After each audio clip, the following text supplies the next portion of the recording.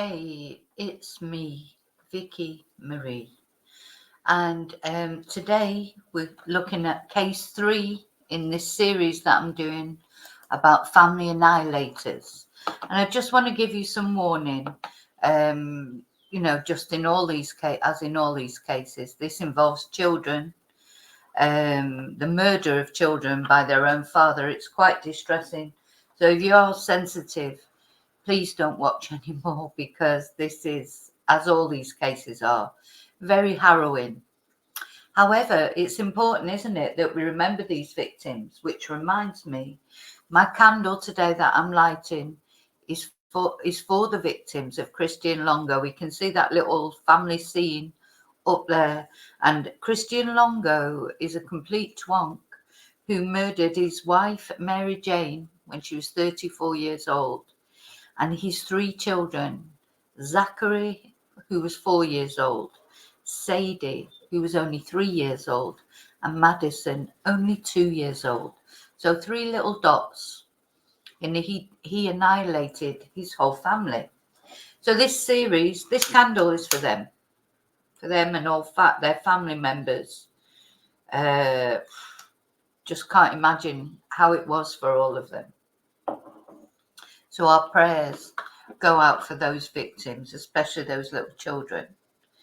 So remember this. Oh, sorry. And I just wanted to say thank you, all my subscribers, all my supporters. Thank you to those of you who are members. For those of you who have bought me a Ko-fi or sent me a super chat, because I do quite a lot of live streams about various cases. Thank you so much for that.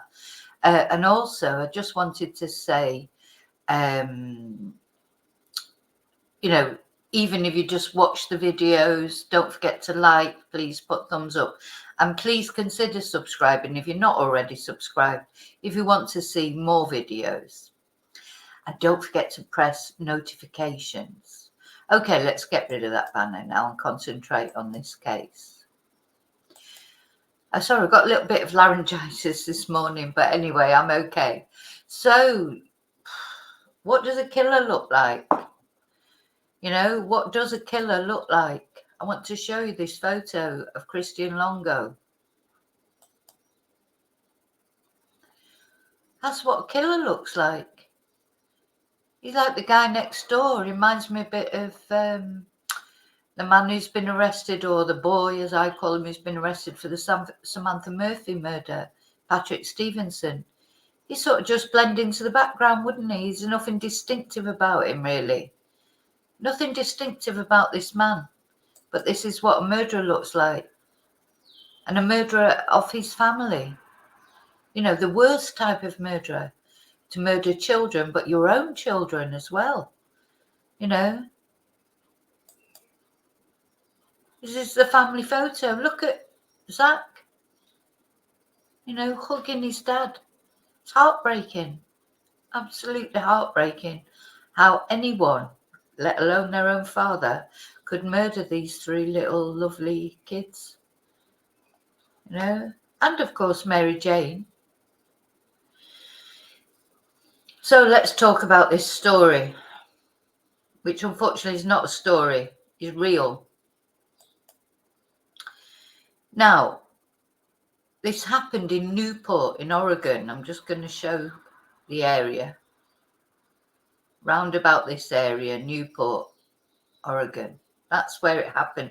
Or that's where they were living. Now, first of all, as well, I want to, because this is part of a series that I'm doing. I've already talked about, I'll be glad when this series is over, to be honest. When, originally I put a video up asking which case people wanted me to cover out of 5 family annihilators. And of course, people couldn't really decide. And then I decided that they all, deserve to have their story told. Because the thing is, these victims, we are their voice. We are their voice, that they should not be forgotten. Doesn't matter how much time goes by.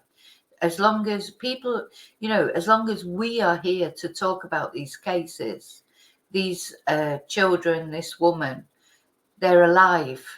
They're being remembered. This is important. Anyway, so I did the video about and asking which of these 5 cases. So we've got the Todd family murders up in the right-hand corner.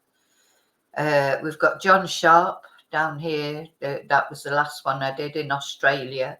So we've got this one was the near Disney in Orlando, Florida. This one was in Victoria, Australia. And now we're looking at Christian Longo. This is the one in the middle here. And then we've got 2 other cases that we're going to look at in this short series of family annihilators.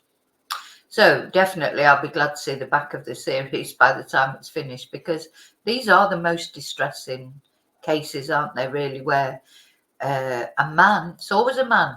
So if you're not sure what a family annihilator is, in the first video, the Todd family massacre, I talked about family annihilators and what they are. And basically, a family annihilator always kills their children. They're 99.9% certain to be a man. And often they kill their partner, spouse, ex-partner as well. So there are different kinds. All the ones that I'm talking about killed their whole family, including their partner. But sometimes they don't have access to the partner, so they just kill the children. Sometimes they kill themselves afterwards. But to be honest, only one of the 5 that we're going to spotlight went as far as to do that. And it wasn't this one. But yeah, what takes it upon them, to do this? And there are various reasons. It can be financial. They could have fallen in love with somebody else. And this guy, I don't think any of maybe the financial things a little bit, but as far as we know, he didn't have anybody else, any other love interest. I think this guy is another one, like the Australian guy before, that I covered before, John Sharp. I think he just couldn't be asked anymore. These are the worst. I think he just didn't want to be a dad anymore. He got married young, to be fair. He was 19 when he got married. And his wife was 26, so she was older than him, obviously. But Mary Jane. But, why not just get a divorce? Why not just get a divorce? Now, Mary Jane was Jehovah's Witness. She was quite a religious person. Maybe that's why. Maybe she wouldn't give him a divorce. Maybe he tried to get divorced. But the thing is, just because he could not be bothered being a husband and father anymore, he was still very young. He'd only been married 8 years, so he was 27 years old when he did this terrible thing. Yeah, he obviously decided, I've tried that. I got married, I had kids, don't like it. I'm going to start again, but instead of getting a divorce, I'm just going to murder my whole family, my wife and my children.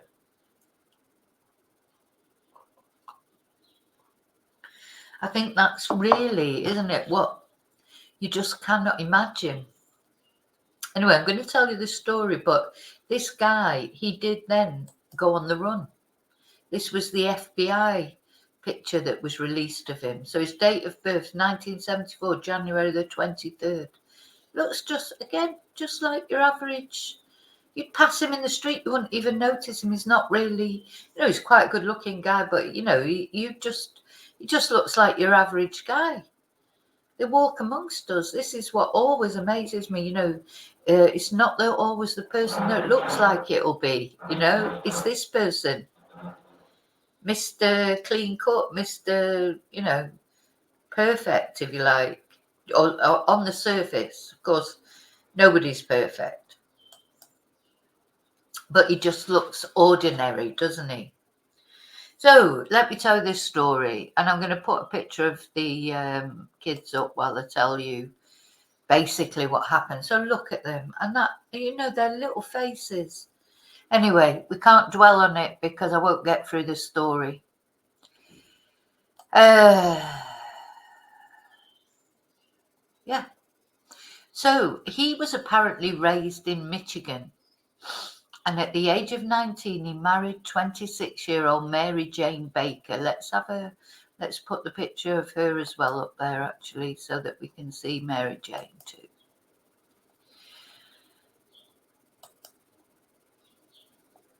So he was only 19. Fair enough, he was young. I don't think anyone would have blamed him if he did divorce, just for the reason that at the end of the day he was young when he got married. Anyway, apparently he had, I wonder if he was like bipolar or something like that, because apparently they often had financial difficulties because he had reckless spending habits. He was probably the little boy in that relationship. And you know, those kind of men that think of themselves as children themselves, you know, they're looking for a mother figure. They do resent children because children then take, children take attention away from them, don't they? You know, Mary Jane's probably been looking after him, and then the children come along, and then he's got his nose pushed out of joint a little bit, hasn't he? If he's a narcissist, which apparently later on he actually confessed that he thought he was a narcissist. So that's good in itself. Anyway, so they lived in Newport, Oregon, and he was employed at a local Starbucks, whereas Mary Jane was a stay-at-home mother and a Jehovah's Witness and active in their local Kingdom Hall. Now, I don't know what people earn when they're working at Starbucks, but I don't expect it's a fortune. And you're talking about a guy, she's a stay-at-home mum, they've got 3 children. So I expect financially it wasn't, brilliant, if you like. Because, how could the wages from Starbucks support a family of 5? It'd be difficult, wouldn't it? However, they seemed devoted to each other. Everybody said they were devoted to each other. They'd been married for 8 years, and apparently they enjoyed sailing and jigsaw puzzles in their spare time. I mean, you just couldn't make it up, could you? 1 minute he likes doing jigsaw puzzles with his wife, and the next minute he's murdering his whole family. So this all came to light on December the 19th, 2001. So I don't think it's really known about the build up to it, why he finally decided to do it, the catalyst for it. I don't think that's known. But suddenly on December the 19th, 2001, the body of 3-year-old Sadie was found on, the body of 4-year-old Zachary was found on the December the 19th, and the body of Sadie, 3-year-old Sadie, was found just a few days after, less than a mile away offshore in the Pacific Ocean. And then 5 days after that, 34-year-old Mary Jane and their 2-year-old daughter Madison were found. Mary Jane had been stuffed into suitcases found near the water, nude, near a ramp at Embarcadero Marina on December the 27th, 2001. So it's like all this happened just coming up to Christmas. So do you think Christmas was putting pressure on them, maybe? On him, I should say. I mean, they didn't do anything. Anyway, Madison was found inside a different suitcase the same day, having been dropped off on the same dock.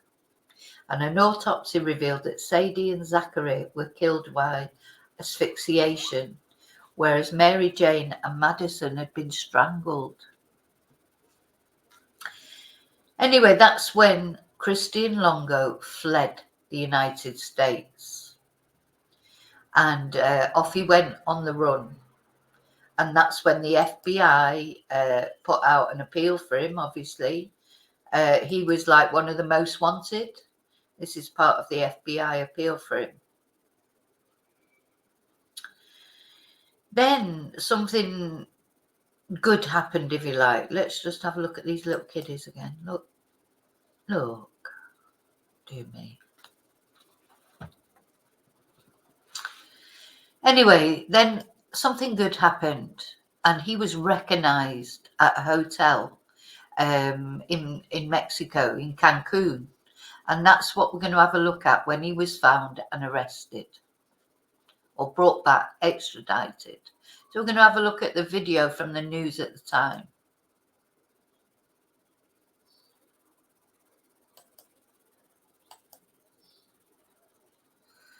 Gosh, I mean, as I say, these are the worst murders, aren't they? You know, obviously this is a true crime channel. Everybody, I'm Steve. About, I'm Marmion. Welcome to K2.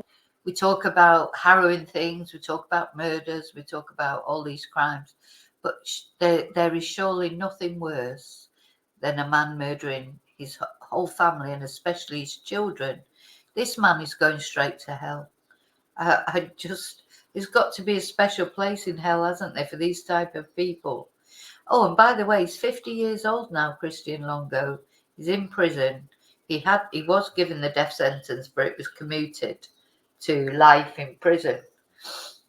And he's still there in prison, but we're going to look a little bit more about him in a moment. So first of all, let's just listen to this news from the Time. News at 5. K2 was first to report the news. One of the FBI's 10 most wanted fugitives is in custody. Accused family killer Christian Longo is in a Houston, Texas jail tonight. The 27-year-old Longo arrived at Bush Intercontinental Airport this morning, accompanied by FBI agents. Longo was arrested by Mexican authorities and...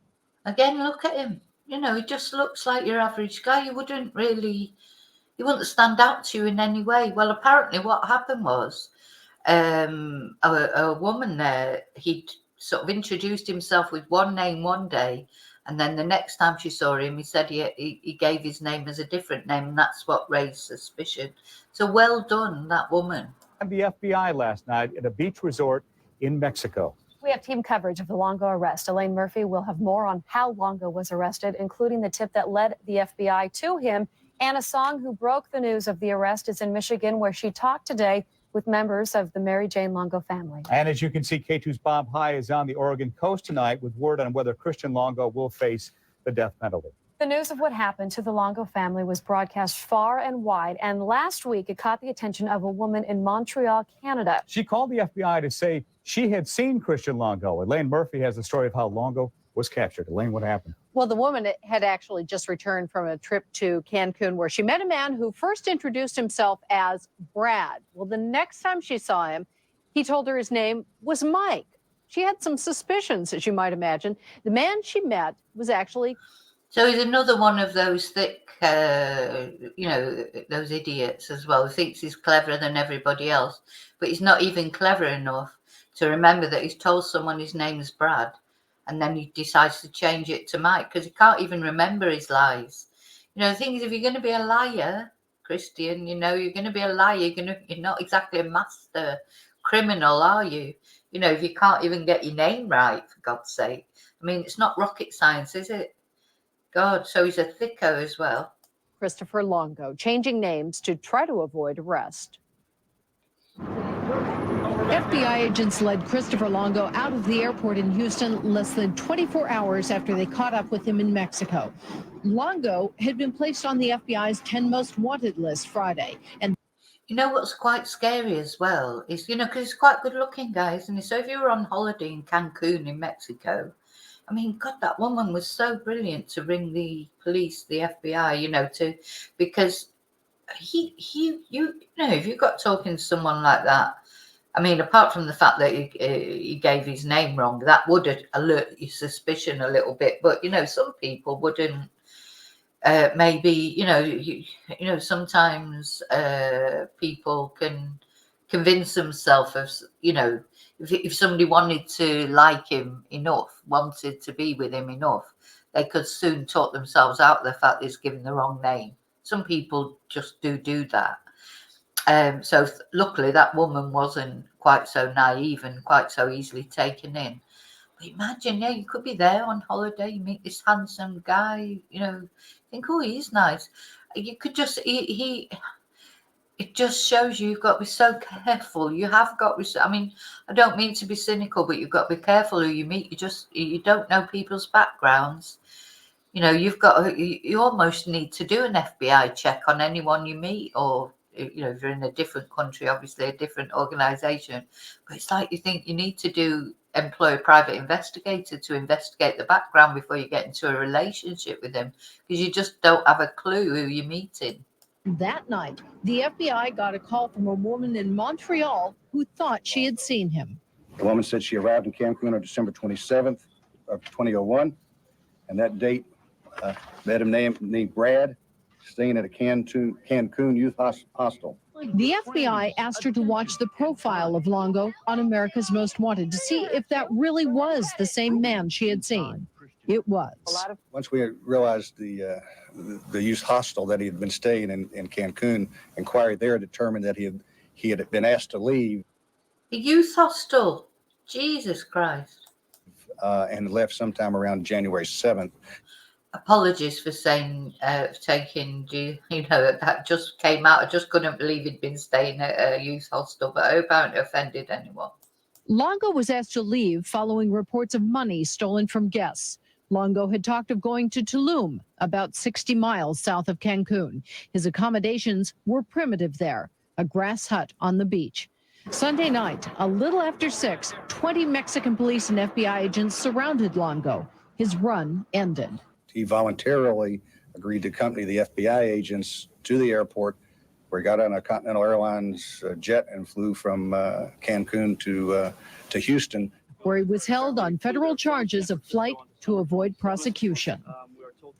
Because Longo agreed to return to the U.S. with the FBI, there was no deal making with the Mexican government. Now, Mexico usually refuses to extradite fugitives when there's the possibility that they could face the death penalty. And obviously that didn't happen in this case. Elaine, thank you. And K2's Anna Song was the first to report news of Christian Longo's capture. She broke the news after speaking with members of Mary Jane Longo's family, and she joins us live from Detroit, Michigan. Anna, how is that family doing tonight?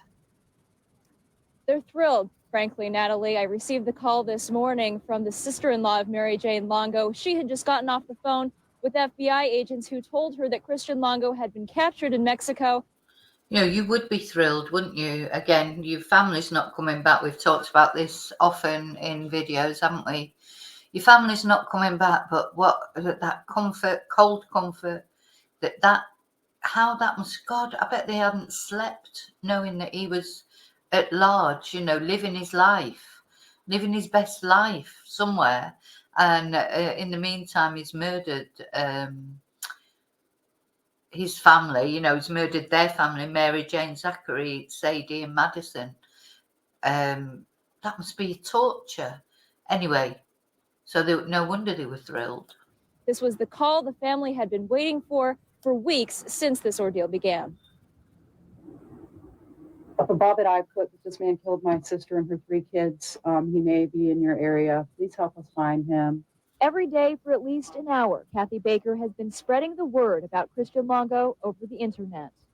I've sent him to Acapulco. I've sent him to Puerto Vallarta, Cancun, Mexico. And in one of those cities, Tulum, Mexico, Christian Longo's run from the law caught up with him. It just feels like something's been lifted off, for sure. The first call Kathy made after hearing from the FBI was to her husband, Mark Baker, Mary Jane's brother. He says news of Longo's capture doesn't erase the pain of losing his sister, but at least now justice will be served. The kids, too, you know, they didn't even know right from... Exactly, yeah. It doesn't erase the pain of losing his sister, losing his nieces and nephews. But, oh, my God, it must be a massive relief just knowing that the guy has been caught and that he's not, you know, lying on a beach anymore in Mexico or wherever they thought he might be. Wrong. And they never got to live a life or to be happy or sad or whatever, you know. That part still hurts and it always will hurt. But at least we have some closure. At least we know he's not out sitting on the beach having a drink or thinking he got away with something, because he did not get away with it, and he won't get away with it. Baker says he knows the first place he'll go this evening when he gets off work, the Ypsilanti Cemetery, where Mary Jane and her children were buried just last week. Their graves are so new, headstones have yet to mark them. I'll be able to go to Mary Jane tonight and tell her that he's been caught. And that means a lot to us. At least now we can move on. Yeah, he wasn't on the run very long, so that's a good thing. We also heard today from one of Mary Jane Longo's sisters. Her interview is coming up at 6:30. That's the latest from Michigan. Steve and Natalie, back to you. Anna, thank you. At least we know the family has some relief at this point. Thanks, Anna. Thanks, Anna. Let's get an update now from Houston, where Longo is in jail tonight. Here's Deborah Wrigley. Christian Longo is now here at the Harris County Jail. He arrived in Houston this morning. Since then, Longo has been in FBI custody, but because he voluntarily agreed to return to the States, no federal fugitive charges will be pressed. Longo, in the meantime, will remain here at the jail awaiting extradition. For the present, his bond has been set at nearly $1 million. I'm Deborah Wrigley, reporting in Houston for K2 News. Now back to you. And K2's Paul Bookday is just arriving in Houston tonight. He'll have a complete report of the next step of the investigation tonight on K2 News at 11 o'clock. That upcoming court hearing in Texas could determine how long it will take to return Christian Longo to Oregon. K2's Bob High is live in Newport with an exclusive interview with Lincoln County's top prosecutor. Tell us about it, Bob. That's right, Stephen Natalie. Lincoln County District Attorney Bernice Barnett is relieved that Longo is finally in custody, as you can understand. If Christian Longo waives extradition, Barnett says he could be back in Lincoln County in a matter of days, even a matter of hours. Lincoln County investigators are already in Houston waiting to bring Longo back here to Oregon. As far as Longo facing the death penalty, while Mexico has in the past refused to send back suspects facing the death penalty, Barnett confirms here in this case there is no deal. Mr. Longo voluntarily came back into the United States. I have made no agreements with any governments whatsoever, and that would be all I would want to say about that subject.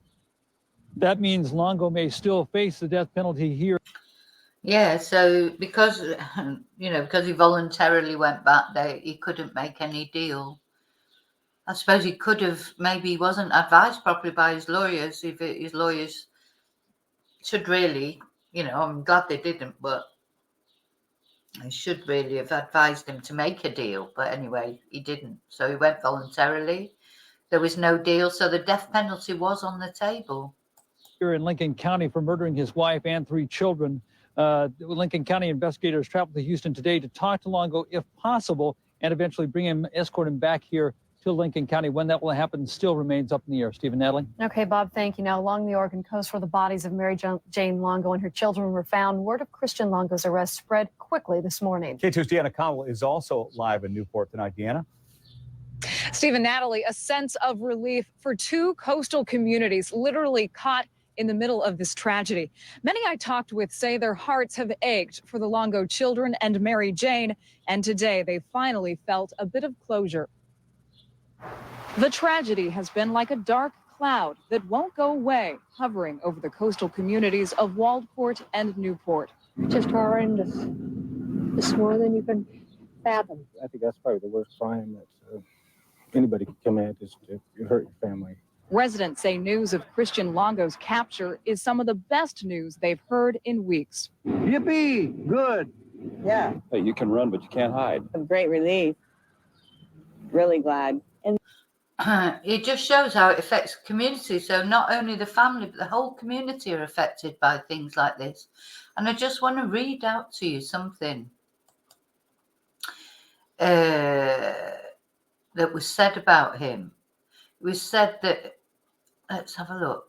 So he tried hard to provide for his family and give them all the luxuries of life. He really loved his family, but he was also just a shady guy who kept getting them all into financial messes. But he appeared to so it would have been a shock to his neighbours, etc., because apparently the confident, good-looking Longo appeared to be squeaky clean, earnest family man. He put on such a good act, recalls one of their friends, that one woman testified during the trial that she used to tell her husband, "Why can't you be more like Christian?" Oh my God. So that's how perfect he looked, that all the wives were thinking, why isn't my husband more like Christian? Well, lucky for them that he wasn't more like Christian, isn't it? And unbeknownst to his wife, he used his computer to print over $30,000 in bogus checks, fake driver's license and a fake driving license that he used to steal a minivan from a car dealership. He racked up $100,000 charges on a credit card in his father's name. And he was kicked out of his church congregation. And then he packed his family into the stolen minivan and hit the road, funding their expenses by hawking Mary Jane's wedding ring and writing bad checks. So that was before they got to Newport, Oregon. That's how they ended up in Newport, Oregon. And that's when he started work at Starbucks. Anyway, let's watch the end of this. And I can still hear those laughing voices, you know. Those laughing voices of the Longo children still haunt Beth Frost. She lives 2 doors down from the Waldport area beach house the Longo family rented when they first moved to Oregon. I hope that they can get to the bottom of this and find out why the man did what he did. And I assume, of course, we're all assuming that he did it. Days before anyone knew who the victims were or where they came from, Waldport residents claimed the Longo children as their own. People who had never met Mary Jane Longo or her 3 kids held vigils and a memorial in their honor. A pastor who helped organize one of the gatherings says there are still more questions than answers to why 4 beautiful lives were taken away. And I don't know that his capture is really going to bring closure either until maybe we find out why, or who can understand. And I learned today the community of Waldport is working to establish a permanent memorial for the Longo family victims. They've started a fund at the Umpqua Bank in town. Steve and Natalie, someone has already volunteered to do the etching and stonework for that memorial. That's the latest from Newport. Back to you. A whole lot of people relieved tonight. Deanna Connell in Newport. Thank you, Deanna. And investigators give media coverage credit for helping them find Longo. Both the FBI and the lead investigating agency say one particular show helped. There you go, media coverage. I mean, this was, you know, just over 20 years ago. So it's before the days of, you know, how social media is now. But look, yeah, the law enforcement giving credit to media coverage. I don't you know, media coverage is important. I know that the social media can get out of hand sometimes, but then that's, I don't know, they've got to manage it better.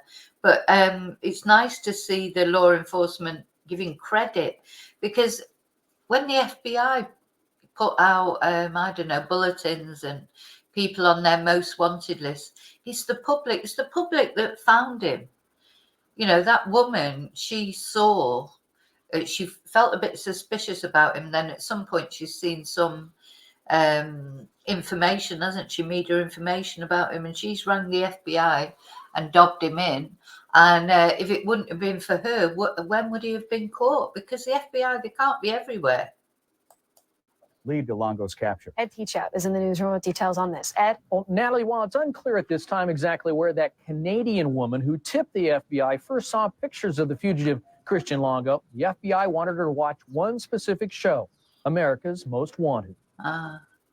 All their friends called Christian and Mary Jane Longo the perfect couple. Preppy, stylish, seemingly very... The perfect couple. How often have we heard that? I mean, look, she just looks like she's completely in love with him. He's there with the kids like the perfect husband. happy. The Lincoln County DA says America's Most Wanted played a big part in getting widespread word out about Christian Longo.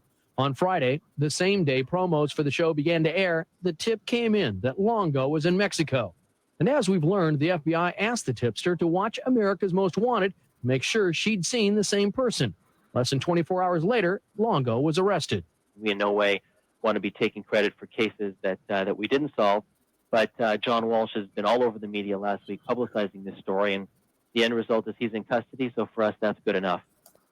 So, of course, John Walsh, he's the father of Adam Walsh, who's a little boy who disappeared and was unfortunately found murdered.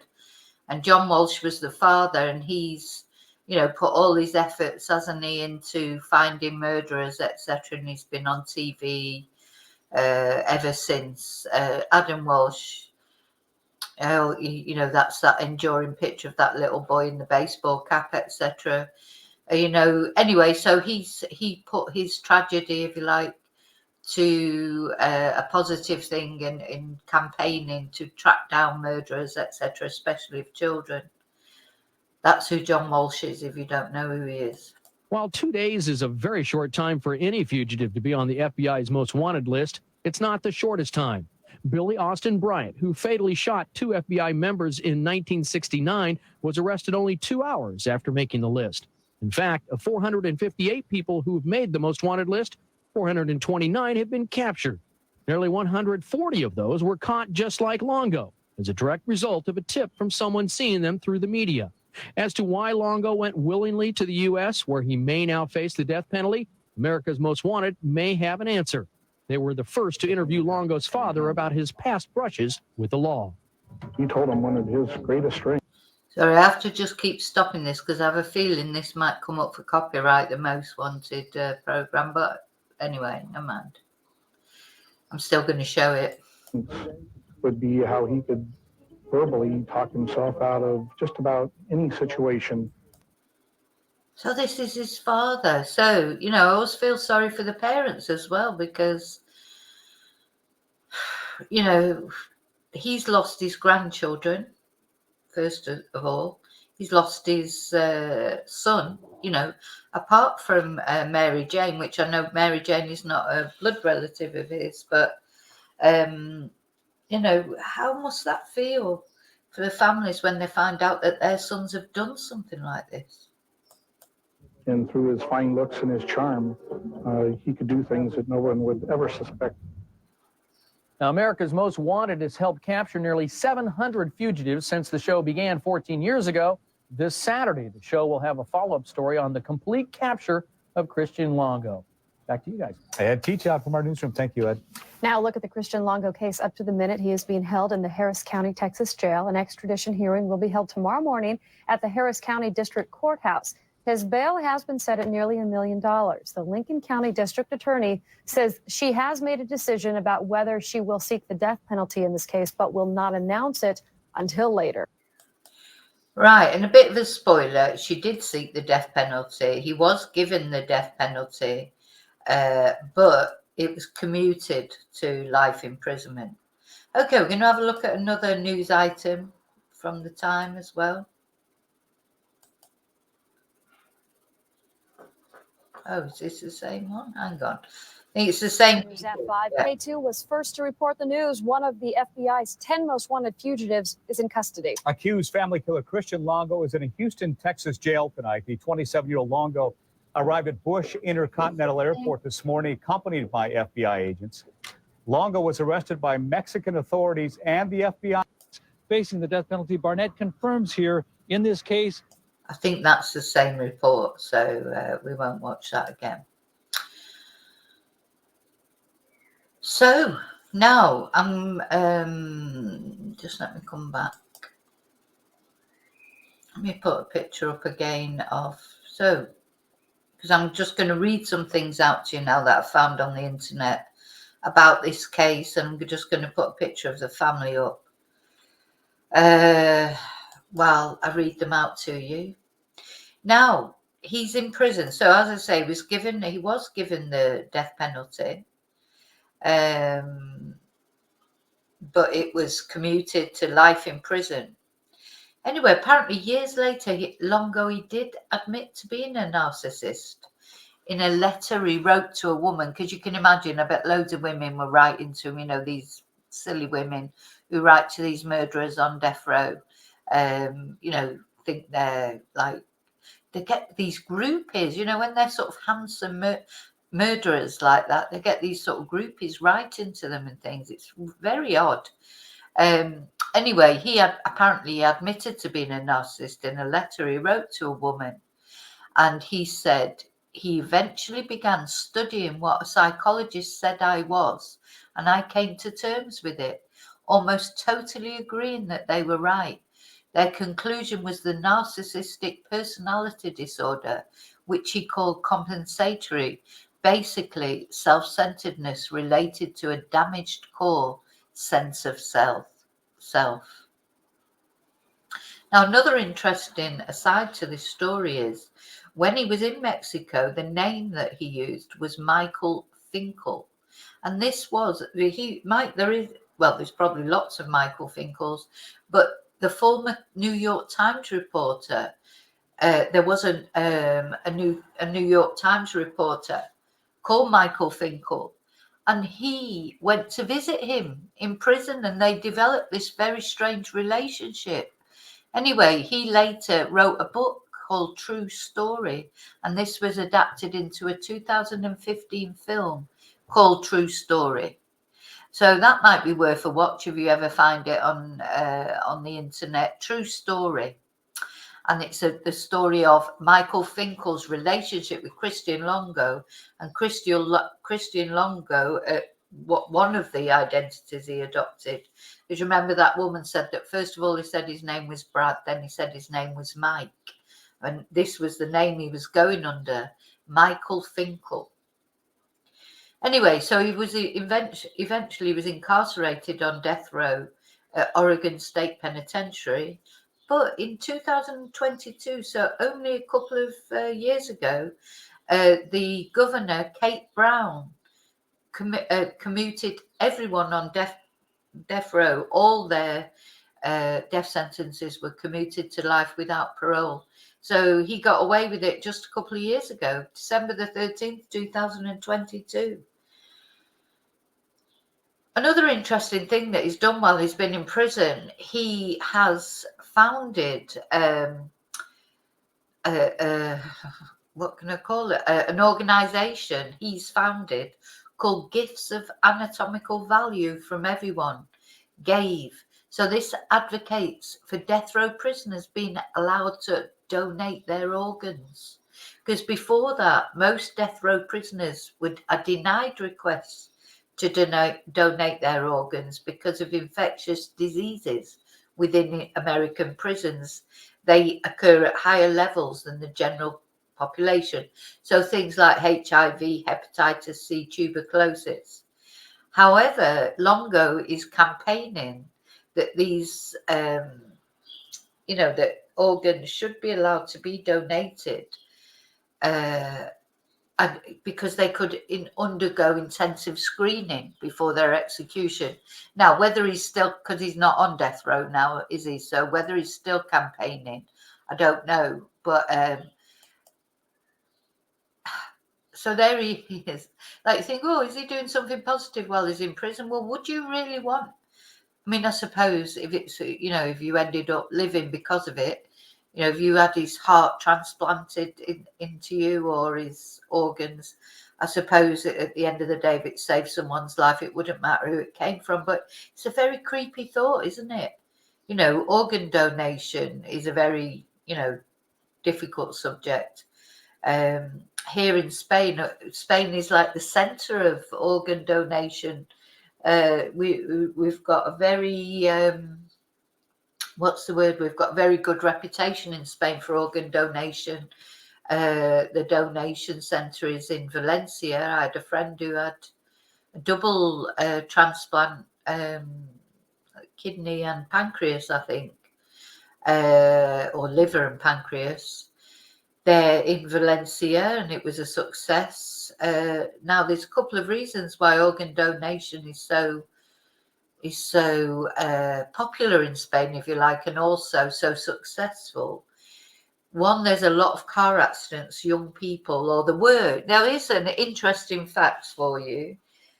Before the recession here in Spain, there were lots of car accidents involving young people, because the thing here in Spain that families tend to do is, as soon as their children get old enough to learn to drive, they buy them a car and get them a driving license. That's it's very common. And of course then you've got all these young people driving around, and there's always more at that. There's a reason why car insurance is higher over when you're under 25. The reason is more accidents involve under 25-year-olds. Now, here in Spain, you insure a car, not a person. So you can insure, you can buy a car, you insure it, and then anyone can drive that car. You don't have to name a driver as long as they're over 25 years old. So and there's a reason for that, because of all the accidents. So the insurance for someone under 25 is astronomical, which I'm sure it is in whatever country you're in. Anyway, because of the credit crunch and the recession, Spain suffered badly. And funnily enough, then accidents went down because not so many families were buying their children cars, And also then the rate of organ donation went down. Because the thing is, in Spain, you have to opt out of the system. So if there is an accident and there's a chance of using someone's organs, there doesn't have to be the actual donor, if you like, the poor unfortunate person. It's not necessarily that they've given permission or they carry a card. The family gives permission. The family can say yay or nay, basically. And unless you've actually opted out, carrying something around with you that says that you specifically don't want to donate your organs, then the family can decide that they will donate your organs, and whatever your feelings were about it, if you haven't actually opted out of it, it's the family will make the final decisions, which is quite so that's how it is in Spain. So yeah, going back to that, I don't know, my friend who had her organs donated, it was a young man who these organs came from. That's all she really knows about it. But it's weird to think of anybody else's organs inside you, even though it's brilliant because you're alive, obviously. But you must carry around this bit of, I don't know, this feeling like, because obviously somebody has died to give you life, but then the thought that it might be a murderer, especially someone like this, I don't know. It's very uneasy with me. That shouldn't really, because all that should matter is, that somebody's been given life, isn't it? So strange. Anyway, just a few more things that I want to read. I'm going to put another picture up. I'm going to put a picture of the children up.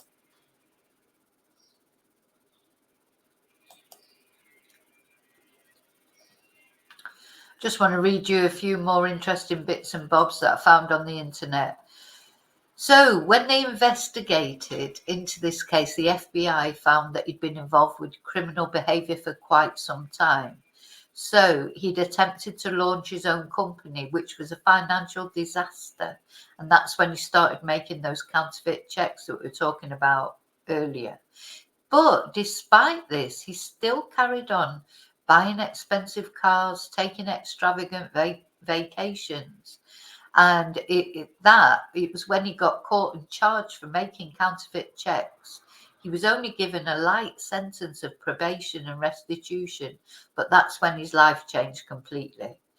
Oh, he was caught cheating on his wife. He was kicked out of his church for a long list of misconduct. So they were Jehovah's Witness. So that won't have gone down well with her because she was a very sort of religious person. So he claimed he wanted to start a better life, and that's when he took his family from the Michigan home and he moved them to a warehouse in Toledo, Ohio. On the very day that Mary Jane and Madison were found, it was discovered he was on a plane to Cancun, and he was using that stolen identity of Michael Finkel. And then, of course, he was identified by a tourist, and Mexican officials extradited him to the United States. Anyway, so what he said was during the trial, he said that in a fit of rage over his financial situation, oh my God, how many times have we heard this? His wife, Mary Jane, killed his two oldest children, and he angrily responded by murdering Mary Jane and his youngest child. Now, let me just,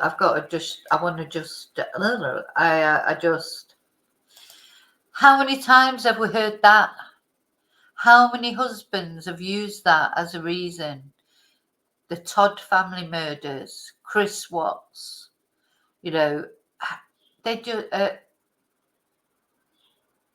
It's not only enough that they've murdered their poor wives and children, then they have to try and blacken their wife's name. So he's saying that his wife killed the two oldest children, and then makes me speechless with rage that he could do that he could accuse her of doing it. It's bad enough what he did. Killing these three lovely little children and his wife, but then to try and blame his wife for it. I tell you, he's going straight to hell. Straight to hell.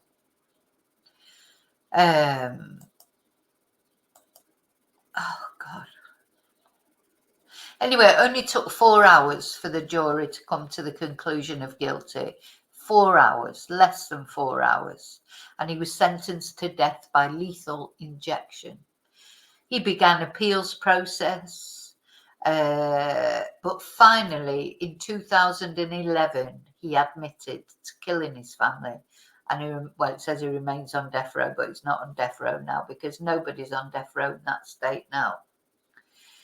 And then, yeah, as I was saying earlier, as he was awaiting trial, he was visited by this man that he'd stolen his identity, Michael Finkel.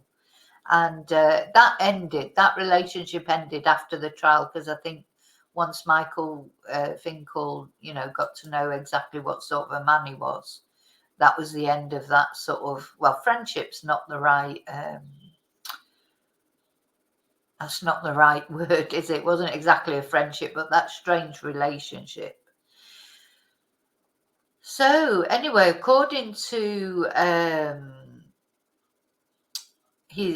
people were saying he obviously came out with that rubbish story, like saying that she'd killed the other children, so he killed her and the youngest child. But of course, that was a load of rubbish. And most people would say, and I agree, it was motivated, the killings were motivated purely to escape being tied down by her and the kids. These family were getting in the way of him having fun. He took action to kill them, fly to Mexico and party. He never really had any longer plans than that. He was just living in the moment, steal for the moment, lie for the moment, and then worry about the consequences later. So another guy who bumped into him when he was in Mexico, was a guy from Minnesota called Tom Taff, and he was camping out there, and they started hanging out with him, and he said he seemed like a nice, normal guy. He didn't act like he'd killed anyone. He was just a happy-go-lucky guy who seemed like he had the world by the tail, dancing and partying every night. He told me his name was Michael Finkel, and he was a reporter for the New York Times.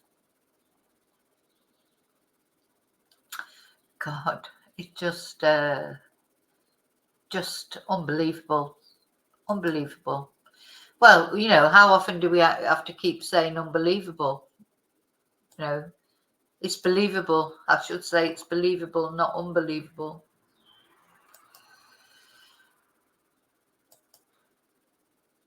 So he's still there. He's in prison. He's 50 years old now. So he's still quite young, isn't he? I don't think he's ever going to come out of prison. He's not likely to come out of prison, but he's not going to get the death sentence either. And that's it. That's a very sad story of Mary Jane, Zachary, Sadie, and Madison. So let's just remember Mary Jane, 34 years old. Zachary, 4 years old. Sadie, 3 years old. And Madison, 2 years old. And they just had the misfortune to have a father like Christian.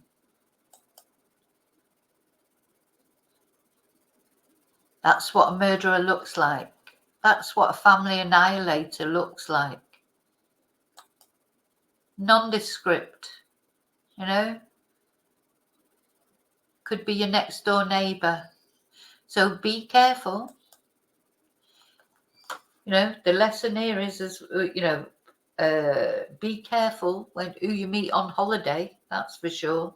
If you don't know someone's background, you've got to be especially careful.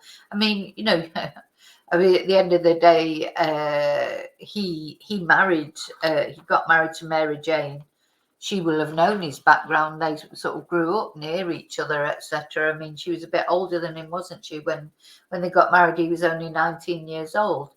But she would have probably known his family, known his background, and that didn't help her, did it? But gosh, just makes you wonder. But if you meet someone, definitely, if you meet someone on holiday and you don't know anything about their background, you can't take people at face value always. You've got to do your investigating a little bit before you get too entrenched with someone. Okay, so that is the sad story of Christian Longo and his wife Mary Jane, his children Zachary, Sadie, and Madison. And he's just going straight to hell, isn't he? But anyway, I've still got 2 more to go in this series. I will be glad probably to get to the end of it, because I wasn't really expecting to do 5 of these stories. I was going to do 1, but you can see they're all as important. How could I possibly have chosen just 1 story to highlight when they all need highlighting and these victims need remembering?